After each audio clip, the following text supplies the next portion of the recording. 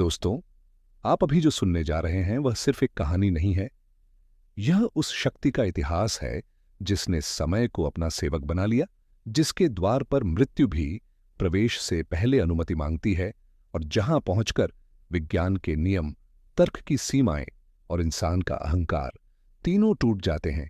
इस स्थान का नाम है महाकालेश्वर। कहा जाता है, अकाल मृत्यु वो मरे, जो काम करे चांडाल का, काल भी उसका क्या बिगाड़े, जो भक्त हो महाकाल का। यह कोई कविता नहीं, ये उज्जैन की धरती पर सदियों से गूंजता हुआ सत्य है। 12 ज्योतिर्लिंग। लेकिन सबसे अलग क्यों है महाकाल? भारत में भगवान शिव के 12 ज्योतिर्लिंग हैं, लेकिन उज्जैन का महाकालेश्वर इन सब में अलग, अद्वितीय और डरावनी हद तक रहस्यमयी है, क्योंकि यहां शिव देवता नहीं बल्कि कालों के काल बनकर विराजमान है। यहां शिव को मनाने नहीं आया जाता, यहां शिव से साक्षात्कार होता है। क्या सच में यहां समय उल्टा बहता है? दोस्तों, महाकालेश्वर मंदिर की सबसे रहस्यमयी बात यह है कि यह एकमात्र दक्षिणमुखी ज्योतिर्लिंग है।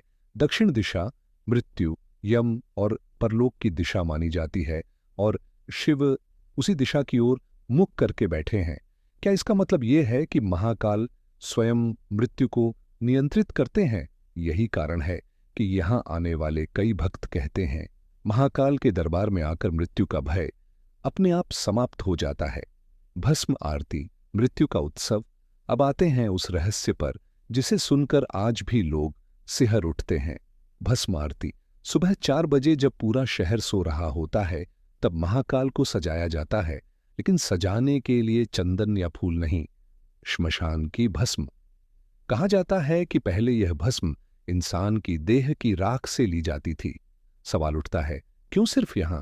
क्या शिव मृत्यु से डरते नहीं, या फिर मृत्यु शिव का ही एक रूप है?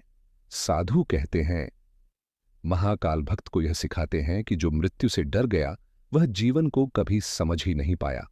वह शक्ति जो मंदिर से बाहर निकलते ही गायब हो जाती है।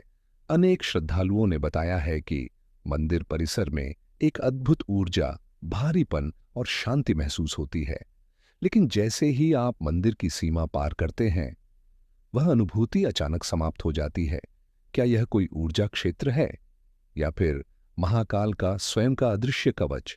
आज तक विज्ञान इसका कोई ठोस उत्तर नहीं दे पाया। काल भैरव और शराब का रहस्य अब आता है सबसे विवादित, सबसे डरावना और सबसे चौंकाने वाला रहस्य।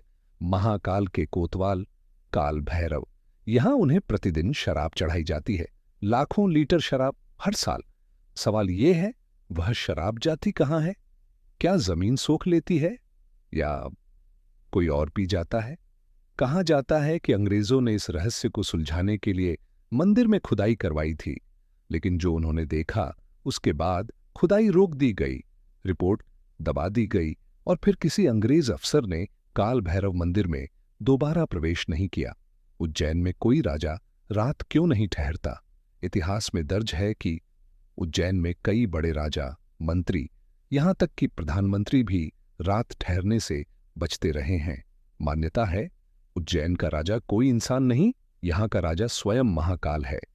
हाल ही में मुख्यमंत्री मोहन यादव ने इस परंपरा को तोड़ा और सबकी नजर उन्हीं पर टिकी रही, लेकिन कुछ नहीं हुआ। क्या इसलिए क्योंकि वह महाकाल की शरण में थे? नरकंकाल और मंदिर विस्तार का रहस्य। मंदिर विस्तार के दौरान पुरातत्व विभाग को कई मानव कंकाल मिले। क्या ये तांत्रिक साधनाएं थीं? क्या ये नरबलि के प्रमाण हैं, या फिर किसी प्राचीन रहस्य का द्वार? आज भी उन कंकालों पर पूरा सच सामने नहीं आया। अंत में एक सवाल दोस्तों, महाकालेश्वर मंदिर सिर्फ आस्था का स्थान है, या फिर समय, मृत्यु और मोक्ष के बीच बना एक रहस्यमयी द्वार? जिसने महाकाल को जान लिया उसने मृत्यु को समझ लिया, और जिसने मृत्यु को समझ लिया वह जीवन से कभी नहीं डरा। दोस्तों, कहा जाता है कि अगर किसी स्थान पर समय का पहिया टूट जाए तो वह स्थान साधारण नहीं रहता। उज्जैन भारत का वही नगर है जहां समय आगे नहीं चलता बल्कि घूमता है। यही कारण है कि यहां हर युग की छाया आज भी मौजूद है। सतयुग की तपस्या, त्रेता की मर्यादा, द्वापर का रहस्य और कलयुग का भय, और इन सब के बीच अचल, अडिग, निर्विकार खड़े हैं महाकाल। उज्जैन समय की राजधानी क्यों? बहुत कम लोग जानते हैं कि प्राचीन भारत में ग्रीनविच नहीं, उज्जैन को समय की शून्य रेखा माना जाता था। सूर्य की गणना, पंचांग, ग्रहों की स्थिति, सब कुछ उज्जैन से तय होता था। क्या यह संयोग है कि जहां से समय नापा गया वहीं कालों के काल विराजमान हैं, या फिर समय को नापने की शक्ति यहीं से जन्मी? श्मशान, तंत्र और महाकाल। महाकालेश्वर मंदिर किसी राजमहल में नहीं बना, यह बना है श्मशान की ऊर्जा पर। यहां आज भी आधी रात के बाद कुछ ऐसे साधु देखे जाते हैं जिनके चेहरे पहचान से बाहर होते हैं। कहा जाता है, जो साधना से भागता है वह काशी जाता है, जो साधना झेल सकता है वह उज्जैन आता है। यहां तंत्र साधना पूरी होने के बाद नहीं, बीच में छोड़ी नहीं जा सकती, क्योंकि जो बीच में रुका वह लौटकर कभी सामान्य नहीं हुआ। मंदिर में दिखने वाले अनजान पदचिह्न, रात के समय कई पुजारियों ने बताया है कि मंदिर बंद होने के बाद गर्भगृह के आसपास गीली जमीन पर पदचिह्न उभर आते हैं, लेकिन जब सुबह देखा जाता है तो वहां कोई नहीं होता, ना इंसान ना जानवर। तो फिर वे पदचिह्न किसके होते हैं?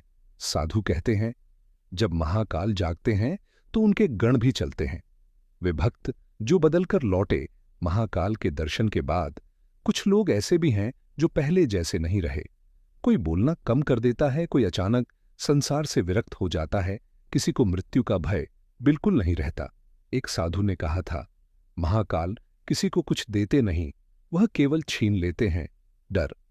और डर छिन जाए तो इंसान या तो टूटता है या फिर जाग जाता है। क्यों महाकाल के सामने से बारात नहीं गुजरती? यह केवल परंपरा नहीं, यह अनुभव से बनी चेतावनी है। कहा जाता है कि जो भी बारात महाकाल के सामने से गुजरी, उस घर में या तो अकाल मृत्यु हुई या विवाह टिक नहीं पाया। क्यों?